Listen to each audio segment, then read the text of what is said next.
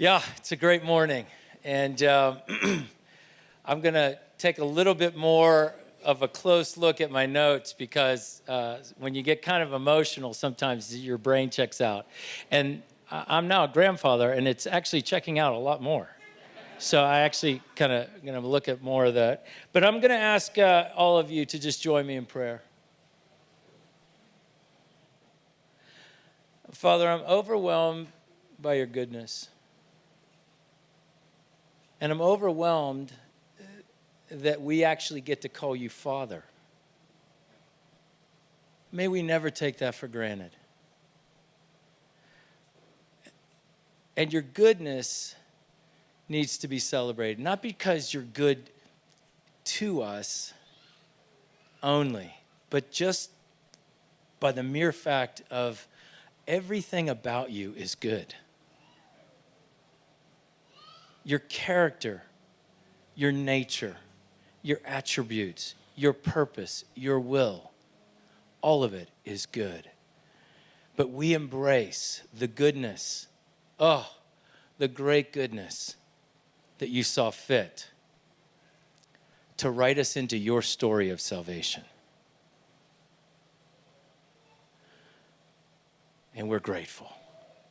May we always, always celebrate you and the goodness of who you are. And all God's people said, amen. I'm going to ask you a question. When a group of people or a person decides that they want to change the status quo, what do you think happens? When a person or a group of people wants to change the status quo, what do you think happens? Well, actually what happens is there's pushback. On the front end, there's usually pushback. And the reason for that is the status quo is a tendency to resist change. And it's based in a psychological principle that people like what is familiar. So when you mess with something that's familiar to people and you want to challenge and change it, you're going to get pushback and a bit of resistance. Although the flip side of that is when we see people who've succeeded, when people have persevered and they've succeeded in their ability to change the status quo, oftentimes people stand back and we applaud. We applaud them and we say things like, well done. Well done for being a change agent. Well done for being a difference maker. History and historians will applaud those people who kind of went against the current and changed the course of a culture or changed the course of a immoral policy. People really applaud those who have been change agents and changed the status quo, but they usually don't get the applause on the front end. They usually get pushback. There was a guy, a couple examples, there was a guy who changed the status quo of how you high jump. So if you're familiar with track and field and athletics, high jump is one of the Olympic events. I would not have been competing in the high jump. I can't even do the low jump. But there was a guy, prior to 1968, everybody approached the high bar and they thrust their body over, chest, and then they scissor kicked their legs over the bar. That's how everybody did it. But there was a man who decided he wanted to change the status quo and figure out if he could get his body over in a way that would allow him to go higher. So he changed the status quo because instead of coming fast and almost at a sharp angle approaching the bar, he kind of looped and he came almost parallel to the bar, launched himself up, and instead of going chest forward, he twisted his back, threw his shoulders up and over, and his back followed, and then snapped his legs.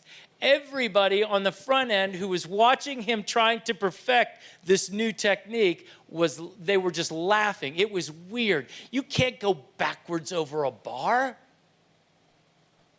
Until in 1968, Dick Fosbury won the gold medal in the Olympics in Mexico, and forever changed the way people went over the high bar.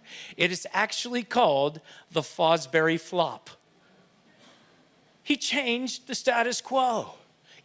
No one ever even thinks about doing the previous jump. Everybody does the Fosbury flop to this day. There was a man, he was at Harvard Business School getting his master's, and he submitted his master's thesis to a group of academic advisors and overseers. And in his business proposal, he came up with a plan that said that he was going to put together a company that would deliver a package anywhere in the world in less than 24 hours. They laughed at him. And when they finished laughing, and I quote, they said, "You're a man out of touch with reality." And this whole proposal is nothing but a fantasy. They gave him a passing grade, barely. They gave him a C.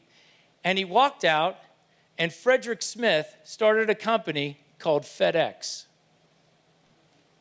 Who's laughing now?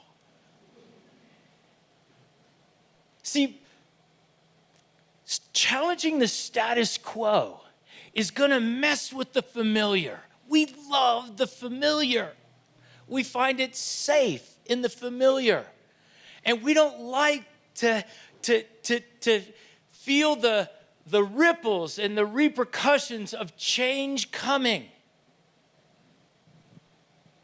But Nehemiah, in his story, as we've been looking at over the last couple weeks, was a man who was willing to change the status quo of his kinsmen who were living in shame and distress. We learned that Nehemiah, when he heard the news that the walls of the city were broken and the gates were burned and his people were living in shame and distress, he wept, he mourned, he prayed, and he fasted for days. His heart was absolutely overtaken by the passion to do something. And in that moment, as we have been discussing, a burden was born. We said that every person in this room, every person in history has the same purpose. You don't have a different purpose to the person sitting next to you. You have the same purpose. The purpose is to glorify God and enjoy Him forever. Everybody has the same purpose. You don't have a different purpose. And then those of us who've stepped into a relationship with Jesus Christ, we all have the same mission. You don't have a different mission than the person in front of you or behind you. We have the same mission. Jesus said, go into all the world and make disciples. That's our mission. It's no different. So if you're a believer, you've got the same purpose, you've got the same mission, but then when it comes to what we've been calling a holy burden, a God-given unique burden that God touches your life with, as He did Nehemiah, all of a sudden something is born in you and you go, I gotta do something about that. And when you say, I've got to do something about this or that, you're going to start to change the status quo.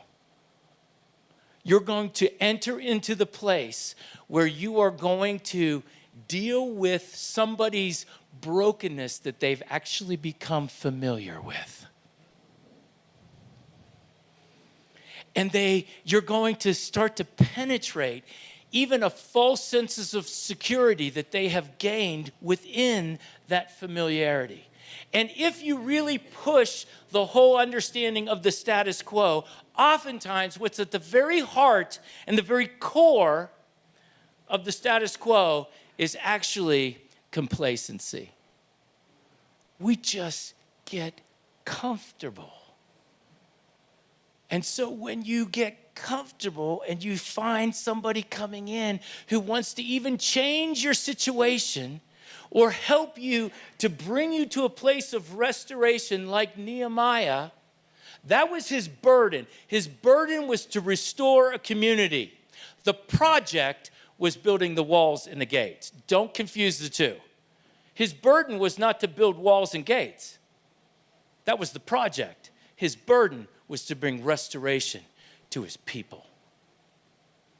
And when you want to bring restoration, as good as that sounds, as wonderful as that is, and as God's conviction comes upon you like it did Nehemiah, do not be surprised that when you challenge the status quo, you're going to be met with resistance and pushback.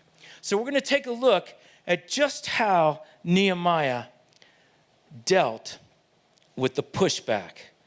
We're going to look at two things. We're going to look at resistance and rubble. Resistance and rubble is one. And we're going to look at how he rallied people. Resistance and rubble. Now, Nehemiah, he arrives on the scene, as we know, after months of prayer. God miraculously changes this Persian king's heart and grants him his request. And Nehemiah records in his memoirs that the hand of God was upon me and the king granted my request to go back and bring restoration to his people. So he travels, he goes, and he arrives, and not everybody is excited about his presence. Follow along with me in Nehemiah chapter 2, verse 9. Then I came to the governors of the province beyond the river and gave them the king's letters. Now the king had sent me with officers of the army and horsemen. But when Sanballat the Horonite and Tobiah the Ammonite servant heard this, it displeased them greatly that someone had come to seek the welfare of the people of Israel. So I went to Jerusalem and was there for 3 days. Then I arose in the night. This is Nehemiah giving his little account. I rose in the night and a few men with me. And I told no one about what God had put into my heart to do for Jerusalem. There was no animal with me but the one that I rode. And I went out by night by the valley gate and the dragon spring and to the dung gate, which would have smelled really nice. And I inspected the walls of Jerusalem and were broken down, and its gates had been destroyed by fire. Then I went to the fountain gate, to the king's pool, but there was no room for the animal that was under me to pass.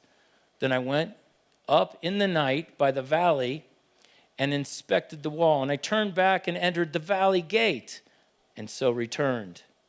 And the officials did not know where I had gone or what I was doing.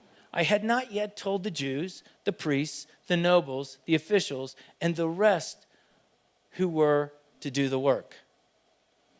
Then I said to them, you see the trouble we are in, how Jerusalem lies in ruins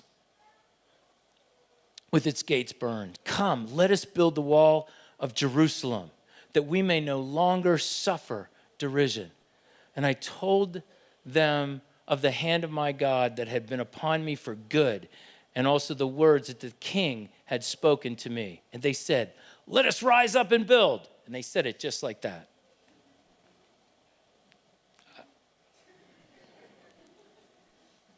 Only in Hebrew. So they strengthened their hands for the good work. But when Sanballat the Horonite and Tobiah the Ammonite servant and Geshem the Arab heard of it, they jeered at us and despised us. Push back. What is this thing you're doing? Are you rebelling against the king? Then I replied to them, the God of heaven will make us prosper. And we, his servants, will rise and build, but you will have no portion or right or claim in Jerusalem. Yo. Okay, change the status quo. The first thing that we're going to see is that Nehemiah is going to have to face resistance and rubble. The resistance. Why would it be that people would be resistant to somebody who's come seeking the welfare of the people. Wouldn't that be a welcome thing? Wouldn't that be like open arms? You've come to help. You've come to bring restoration.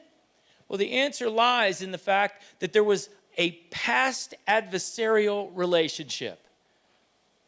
Sanballat the Horonite, he was a Samaritan. Tobiah the Ammonite, a kissing cousin, if you will, of the people of Israel. And they had been for generations at odds. They were actually all kind of related to one another. But they were adversaries, enemies. And adversaries and enemies don't like your return, no matter what the purpose is. Secondly, people don't like, who have authority, to relinquish control to somebody else. So when you and I step into a situation where God has given us a burden for a particular group of people, and we're going to begin to challenge and change the status quo, we're going right at the familiar, and part of the familiar is the history. And the familiar also involves this resistance to relinquish control. Even if you're going to the people that you are desperately trying to reach, and Jesus has given us this command to take the good news and share it with people who are living in the status quo. That's exactly what Jesus faced when he came from heaven. Jesus challenged humanity's status quo. He came to challenge humanity's spiritual status quo of familiarity in how they lived in their broken state. And that humanity is us. And when Jesus came, was he met with open arms? Did Jesus not come seeking the welfare of you and I? But how did his own people receive him? John says his own people received him not. Ooh, why? He came to seek the welfare of the people. But the reality is, we are comfortable, even in our own brokenness. Don't change me. And the religious elite, the Pharisees and the Sadducees and the priests and the Levites, all greatly resisted. It was much more than pushback. It was a resistance that led Jesus to the cross. But God always gets the last word. Our resistance to his seeking our welfare actually ended up putting Jesus on the cross for us to be saved and rescued. It's incredible to think of Jesus Christ, who wanted to change your eternal status quo. Think about that. It cost him his life, of which he was willing to do. So to seek your welfare, he had to die on a cross. Some of you are right now still in a journey. You're still kind of trying to figure out. You're kicking the tires of this, Christianity and the faith, and you're wondering, I'm not so bad, right? Or you might be on the other side of the spectrum. I'm so bad, Jesus can have nothing to do with me. I don't care where you line up. Jesus is saying, I've sought your welfare. I've sought your welfare with my own life, and I've paid for it with my own blood. That's how serious I am about seeking your welfare to change your eternal status, so that it can go from one who's rebellious to one who's righteous. That you can go from one who is just resistant to one who rejoices in forgiveness and love and peace, and sets you on a course to be just like him and change the status quo of those around you. That's why we meet. I don't want you to think that this is a day that we celebrate a new venue. We will, and we are. We celebrate the fact that Jesus Christ came to humanity to change our eternal status. And may that always be the case. The question is, will you relinquish control? I remember at 15 years old, this was it. It was a tug of war in my heart. I was like, God, I want to believe you. I'm now hearing for the very first time what Jesus did for me on that cross. But man, I'm so used to living my life this way. I'm not sure I want to relinquish control to this new way of living, a new status. And it was a tug of war for about an hour and a half. And then what broke my grip was I was overwhelmed simultaneously, first, of my own sin. And my own sin put Jesus on the cross. And the other thing that loosened my grip was the love of Jesus for me. I had never known love like that. I never will know love like that by anybody else other than the Son of God. And I said, I'm yours. I'm yours. And he met me at my place of brokenness. And I said, I don't want to be familiar with that. I want to be familiar with you. Resistance.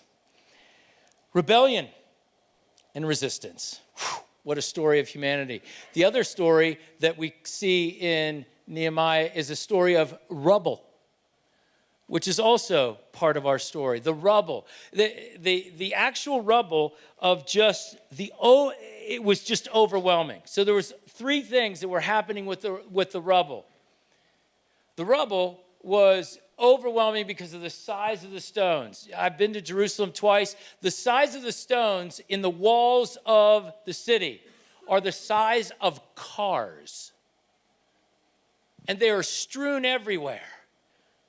So it was an overwhelming task to move the size of this stone. It was an overwhelming task to lift these stones to achieve the height of the wall that they needed. And it was an incredibly overwhelming task because the circumference of the city was so big and vast. So he needed a big workforce, he needed diversified skills, and he needed muscle and machinery to get the job done. It was overwhelming. When you want to change the status quo, you're going to have to deal with the overwhelming rubble of a particular situation. There was also the history of defeat that he was having to face. History of defeat. There were waves of exiles who had come out of Babylon and Persia years before, and they attempted to build and rebuild the walls and the temple, and the local authorities shut them down. Stop it, and threatened them. Do you know part of our story? Part of our story here is why it took 10 years was local authorities would not grant us certain permissions to do certain things, and this department wouldn't talk to that department, and that department wouldn't stamp and sign off on that department, and it's still actually kind of going on, and we're still not completely settled, but at least we've settled to the place where we can actually meet here legally. But it took this journey, and it was so frustrating. When you face the status, when you want to change the status quo, you're going to face the rubble of past histories and defeat. And oftentimes it leads you to want to say, stuff it. Let's give up. Let's give up. I can remember when we were we were formerly a multi-site church, and we now decided as an eldership team and that we were going to become autonomous churches. And so I was going to be leading this was at one point the main site, and people were saying, well, the land will go to you guys. And I'm sitting next to Alan Gray at this meeting as we're kind of trying to divide up, assets and so on and so forth. And they said, now, does city want the land?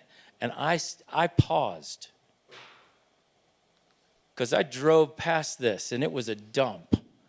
And I just looked at it, and I looked at it through these eyes of like, no, this isn't it.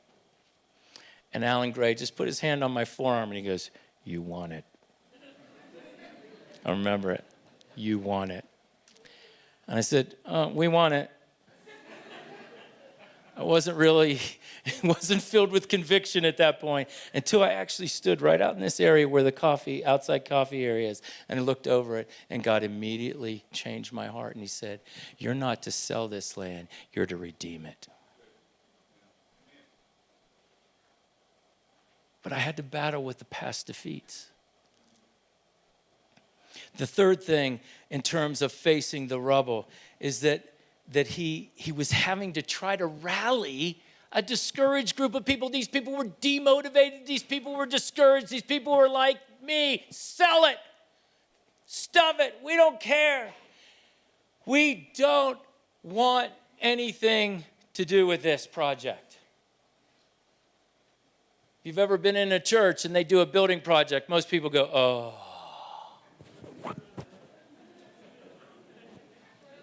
Honey, it's time to move churches. It's exhausting. On the front end, you face what it means to challenge the familiar. And the rubble is also a thing that Jesus goes after in our own lives. The rubble is he's going after the things of our past, and he's wanting to know, are you willing? Are you willing to let me change? Go on to verse 17. Verse 17 says this. This is Nehemiah saying, then I said to them, after he's done the nighttime inspection, which I actually love. I don't want to pass that up. I love the fact that Nehemiah is this guy, he's all about reconnaissance. He would have been on Special Forces recon. And he was gathering the necessary intel so that he could have a great understanding of what was going on, so that he could really be understanding of how he was going to motivate these people. Not by a motivational speech, but how he could really gather and understand the context. Listen, make sure that you and I as a church always understand the context of the people that we're trying to reach. If you don't understand the context and you don't understand what particular people are that you're trying to change the status quo of, you're going to miss it. Even though you've got the power of the gospel, you might miss it because they don't understand and you're irrelevant to them. Anybody remember BlackBerry? You're old if you do. And so, or you're over 30. BlackBerry in 2008 had 25% of the market share of the cell phone market. That's pretty big. And everybody talked about their BlackBerry like it was like their pet. It's just like, I love my BlackBerry. I don't know, I got to check my BlackBerry. I mean, everybody was like, my BlackBerry. And it was like more than a possession. It was a close friend. And BlackBerry believed, watch this, they didn't understand the context. They didn't gather the necessary intel. They believed that their customers valued this little keyboard. You remember the little keyboard that you could actually type on? And we thought it was so cool. Unless you have two arthritic thumbs like me. And I'm like, So, and they were just like, everybody will always want that keyboard. So they resisted new technologies like touchscreen. And in 2 years, they went from 25% of the market share to 0.5%. See, if you don't understand the context of the people that you're trying to reach, you can actually become irrelevant and obsolete. Now, we know that the gospel will never be obsolete. And we know that the gospel is never irrelevant. It's perfectly relevant anywhere in this world, but the context is different. Some of you have traveled from the East Rand. Malcolm and Meg are here. Thank you for coming. You got to have a passport to go over there. It's such a different context. And they have to have one to get over here. Same gospel works here as it works there, but contextually, the way Malcolm and his team are going to reach the people of Benoni and the East Rand is going to be different than here because the context has changed. And if we don't understand who we are overnight, we can become a church that's irrelevant. Got to understand. So Nehemiah then goes and says to the people, you see the trouble we're in. I want you to notice the pronoun. He didn't say, you see the trouble you're in. He says, you see the trouble we're in. See, if you want to change the status quo and you want to understand the context and you're going to face the resistance and the rubble, you got to be somebody who, like Jesus says, I'm stepping in. And it's about us. If Jesus took on flesh and became flesh incarnate, we are to have an incarnational ministry and we step in with the people that we want to change their status quo of brokenness, shame, and distress. You see the trouble you're in. The Hebrew construction of that sentence is not just like you're in trouble because of the walls are down and the gates are burned. It's actually we're in trouble because of what? Because God's great name is at stake in this city. We're in trouble. God's reputation is at stake right now. We're not supposed to be living like this. We are supposed to be living in a way that not only honors him and brings him glory, our purpose, and enjoy him forever, but to be about the mission that he put us here for. And so we are in trouble because we're not living this out. We're living in brokenness, and he's going, I want you to live in restoration. To communicate my relationship with this particular people to all the nations so that they will come to understand that I'm their God as well. Listen, we live in the money city. That's our label, right? But I'm here to tell you, and Nehemiah was here to tell them that something bigger than their own situation was at play, and it's the stake of God's name in this city. And if you and I are not actually moved by the fact that God's reputation is at stake in the city of Joburg, as it was in the city of Jerusalem, we've become too familiar. And we've gotten complacent and comfortable. So he does a reality check. Are you willing?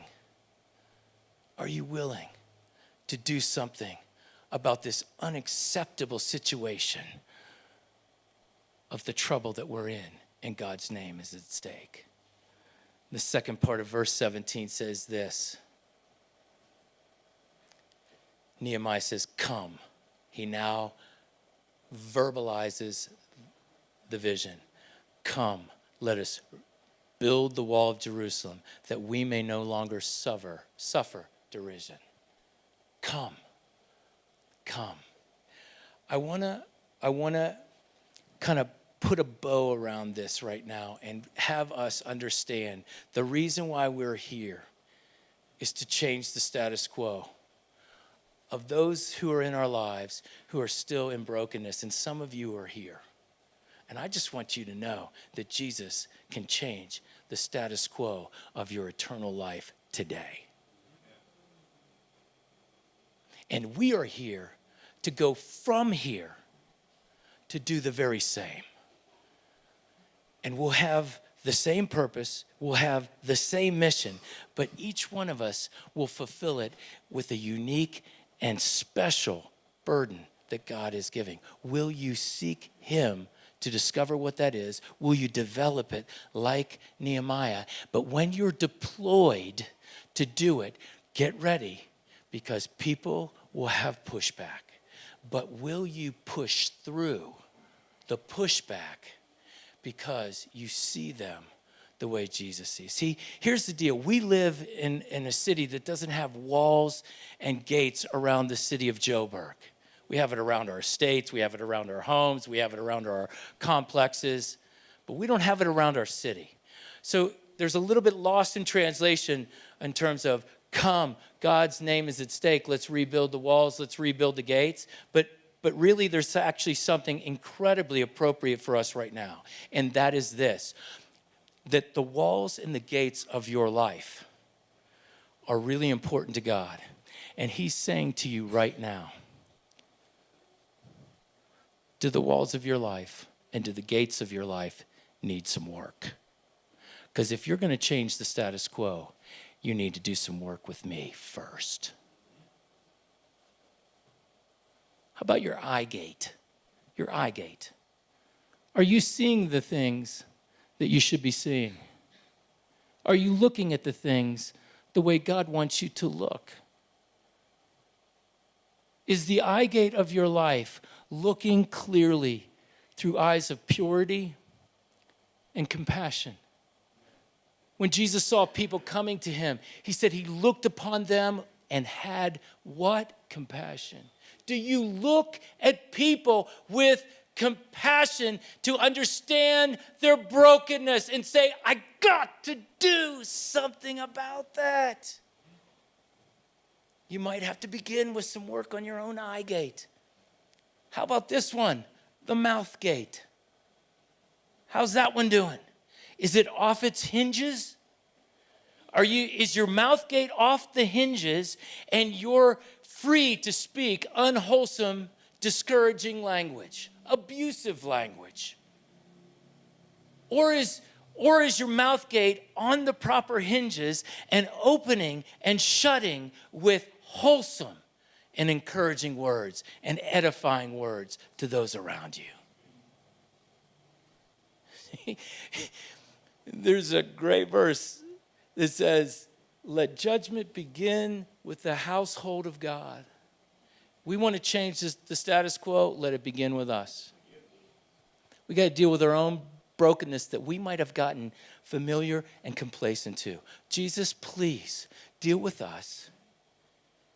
We know you're patient, and we know that you have the power to bring the healing and the restoration to those walls and those gates in our own life. Bring it, please. We acknowledge it. And would you do a work within us? Because you see the trouble we are in, so that we can do a work with the trouble that every one of us is in. So let me conclude. Let me conclude and close. Yeah, there it is. That was a George Bush right there. Let us conclose. Okay. Strategery. George Bush. What a verbal dyslexic he was. God love him. I digress. I'm going to ask you to stand, and I want us to be re-challenged. I want us to be re-challenged to be the people that God is calling us to be, and that is the people who will challenge and are tenacious to change the status quo of people's spiritual hearts. Will we be a people willing to change the status quo of people's spiritual brokenness? Just bow your heads. Will you be that people? Or are you going to say, no, somebody else will do that? I'm not ready. No, you're ready. You're ready. You're just resistant. The truth of God is in your face right now, and it's knocking at the door of your heart. God's saying, today's the day that you're ready. But you might be in a tug of war of resistance. Relinquish.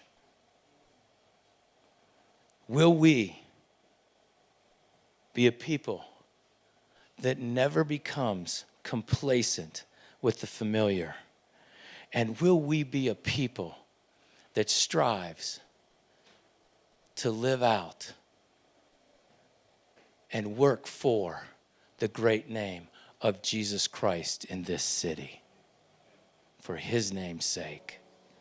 And will we be a people who courageously stand up in the face of resistance and rubble and rally others to take action for the kingdom advance, one person at a time?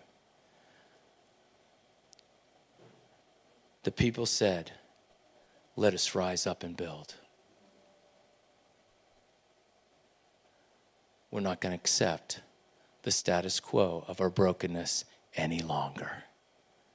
And moms and dads and kids and families all went to work. So they strengthened their hands for the good work. May God strengthen our hands for the good work. Amen.